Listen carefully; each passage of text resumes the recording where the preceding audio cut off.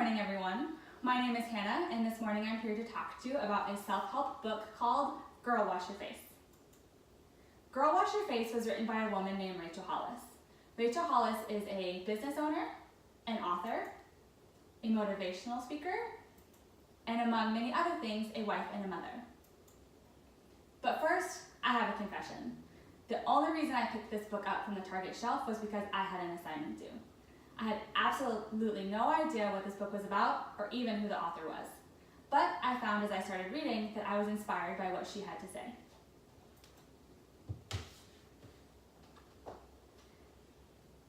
Even though her book is titled Girl Wash Your Face, I feel it is beneficial for both men and women.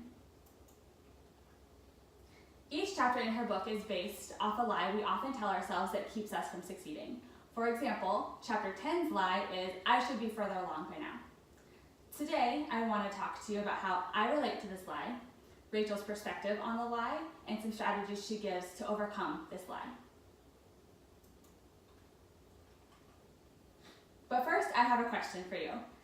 Have you ever felt as if the people around you are accomplishing more than you are? Yes. Yeah.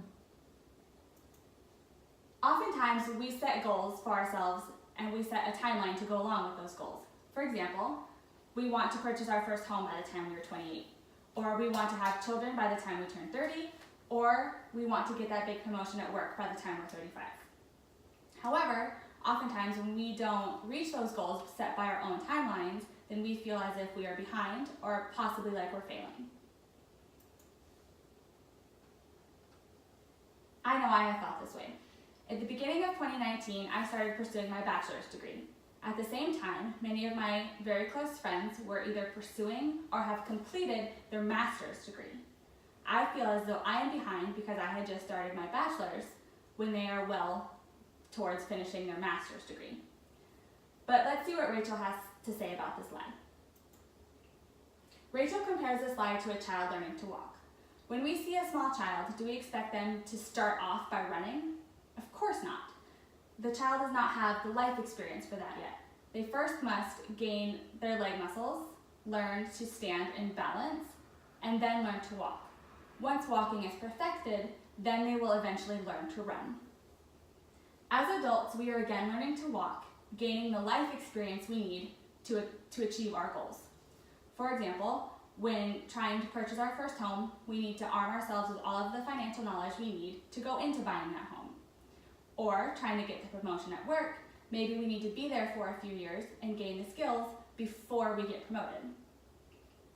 What strategies does Rachel give to overcome these lies?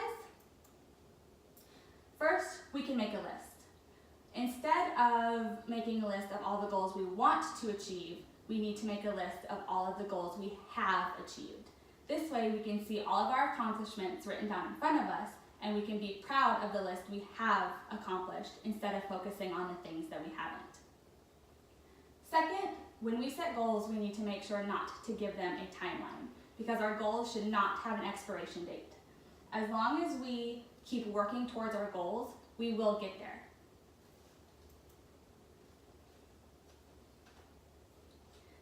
She often reminds us in this chapter not to compare our progress to other people's progress. All the people around us are in different stages of life and trying to accomplish other things. Just because we're not exactly where they are doesn't mean we won't be where we're supposed to be. As long as we are working towards those goals, we will eventually get there, and it's okay if it takes a little bit of time. I found that reading Girl Wash Your Face was extremely helpful for me, and I feel if you read it, it will also be helpful for you. And I hope that you decide to go pick up a copy of Girl Wash Your Face. Thank you.